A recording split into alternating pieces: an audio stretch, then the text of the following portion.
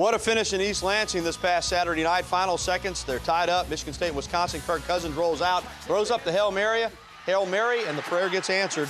Keith Nickel.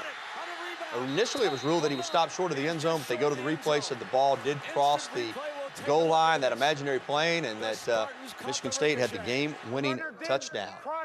Wow, there it is.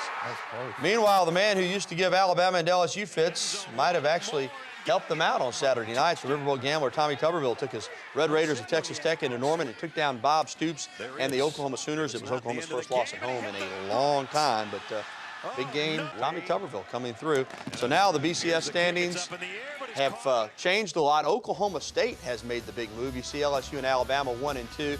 You see a number of undefeated teams still up there with Oklahoma State, Boise State, Clemson, and Stanford, also Kansas State in there.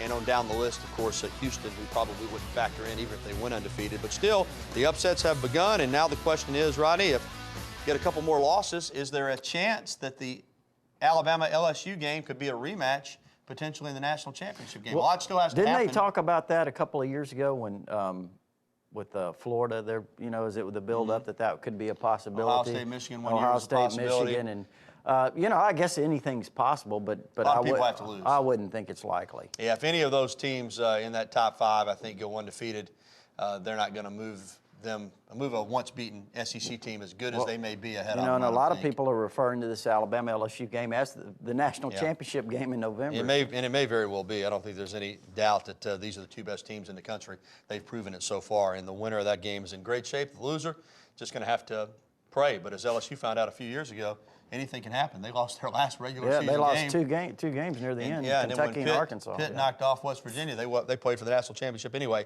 and won it. Well, some news on the injury front. Alabama head coach Nick Saban has confirmed that freshman offensive tackle Cyrus Kouandjio suffered a significant knee injury that is going to require surgery and that he will probably miss the rest of the season. Kouandjio was Alabama's third offensive tackle behind Barrett Jones and DJ Fluker. And in fact, he'd appeared in every game this season in relief of Jones at left tackle. He was getting better and better. His brother Ari, who was working behind DJ Fluker at right tackle, also underwent season-ending knee surgery earlier this month. So tough break there for the Kouandjio brothers. And senior outside linebacker Alex Watkins, number 91, broke his arm on this play in the first half of Saturday night's game against Tennessee. And according to Coach Saban, will miss 2 to 3 weeks of action.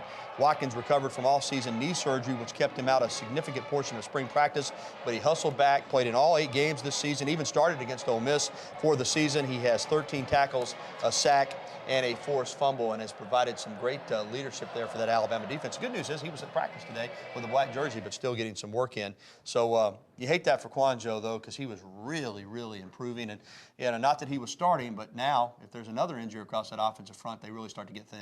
Yeah, but you know, fortunately, Alabama does have some good depth. They have some versatility. Alfred McCullough, how versatile is he? He played great. Yeah, he started at right guard. Remember last year when DJ Fluker went down for a few games? He stepped in very nicely at right tackle. He has the ability to play left tackle and play anywhere on the offensive line. I think the only spot he really hasn't played is center. But so that versatility there and that depth certainly is big. And going into next year, Cyrus Kouandjio got some good experience this year that will help him in the future. Okay, time to go to the phones, 205-348-WVUA. First up tonight is John in Bessemer. John, welcome into Tider Insider TV. Gary, what's going on, man? Hey, buddy, how you doing? Hey, man, are we favored to beat LSU next couple of weeks? You know, I'm sure that an early line is out, but I haven't seen it. My guess is that Alabama will be a slight favorite because of the home field advantage. But I think you're going to see a lot of people pick LSU to win the game, just like you'll see Alabama. A lot of people pick Alabama to win the game. I just think that you can make a case for either team. Yeah, I mean, it's a hard, difficult game to pick. There's no question about that, John. As far as I haven't seen the line, if it's already out, and I'm sure something's out, but I haven't seen it. Yeah, of course they'll post a full line next week, the week of the game. But I'm sure that somebody in Vegas has probably had a line out for some time on it. But my guess is Alabama is probably going to be a 2 or 3 point favorite just based on the home field. All right, let's stay here in Tuscaloosa and talk with CB. CB, what's going on, buddy? Hello, gentlemen. How y'all tonight, man? Doing well. Look, I'm a great fan of chilling out. I like it chilling out myself.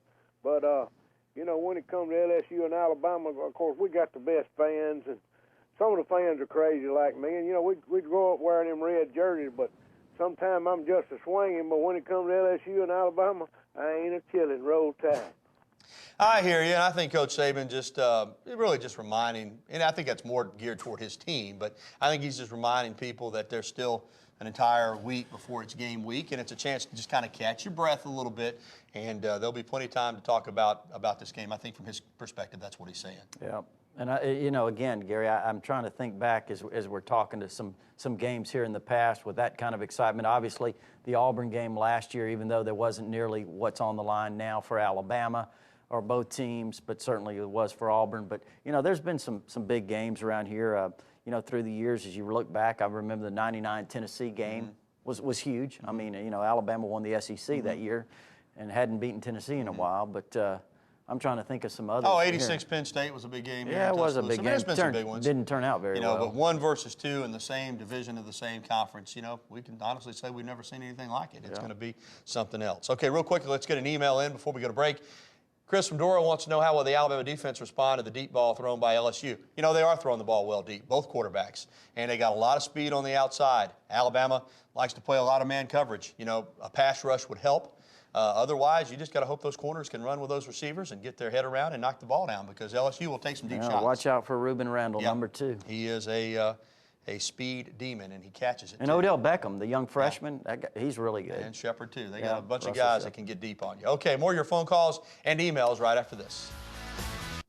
Welcome back to Tighter Insider TV alongside Rodney Orr. I'm good old .com. Oh, live TV. What can you say? Like I said, you should start GaryHarris.com. I am Gary. No, I'm going to have to now. I'm going to have to check and buy the got a lot of fans. I know the domain and get out some info on GaryHarris.com. But seriously, let's get back on point. Let's go back to the phones and talk to LD in center. LD, welcome in. How are you? How are you doing today? Doing well. Oh, you mentioned earlier in the show about putting Missouri, if they came in the West, in the East. Right. Excuse me. I got to thinking it'd be more feasible to kind of realign both divisions and put Missouri in the West and move a SEC West team into the East.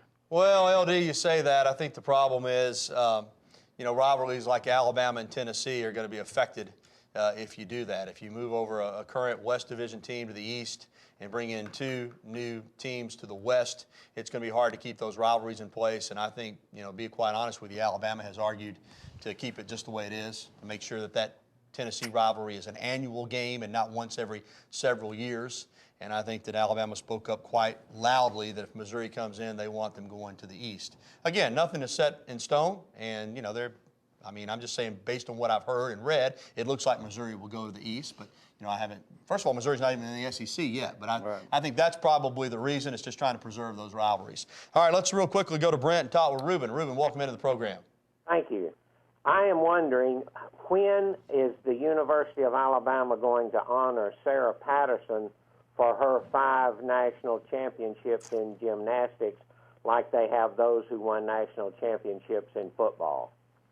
I don't know. She's been honored quite a bit, not with the statue. I've heard a lot of talk that there at some point might be a statue in front of Coleman Coliseum, but right now, Ruben, I don't know of any plans of that. But if we hear anything, we'll certainly pass it along on the program. She's done an amazing job. All right, we've got to go to break. Still to come after 8 games. The Tide is 8-0, and Rodney and I are 8-0 in our predictions. But exactly how close have we been with the final scores? We'll have a prediction recap to date when we return to Tighter Insider TV. All right, if you watch Tighter Insider Television every week, you know that we pick the games before each game is played. And, since there's a bye week and there's no game to pick, we're going to take a look back, not only at, the scores of the games, but how we picked them. First, Rodney, you and I both have had a pretty good year. You look at the actual score on the left versus how you picked it on the right, and, everything was pretty much in the range. Penn State's been the closest game that we've played. You picked it to be a pretty close game. Wasn't very close on the Florida score, but look how close you were on Vanderbilt. Look how close you were. And the Ole Miss game was off a little bit, but still a pretty good year. And we both have had a good year. You look at mine. Of course, I'm hanging my hat on what happened last week. You see the actual score, and you see what I picked it. There you go. You can't do it much better than that. And like you, both of us were very close on Vanderbilt. You were a little bit closer. We both picked shutouts there. I thought Penn State would be a close game. It was not as close as I thought, but still was relatively close. And, we've had a pretty good year picking. And we'll see if that continues, because the toughest game we've had to pick will be coming up next week. Yeah, I think our record over the last 50 games, been about strong. 45 and 5, It's something like that. It's been strong, no doubt about it. Well, that's going to do it for tonight's program. It is time to go to dinner. This evening, we are going to gather at the Pottery Grill in Northport. Come by and see us. Some great barbecue about 7:15. And don't forget, if you missed any of tonight's program, you can find it on our website, WVUATV.com. Our producer, John Huddleston, will have it posted there later on this evening. Rodney will also link it at TiderInsider.com. For Rodney Orr, John Huddleston, Jennifer Hamner, and our entire TITV staff, I'm Gary Harris. Yes, I do know my own name.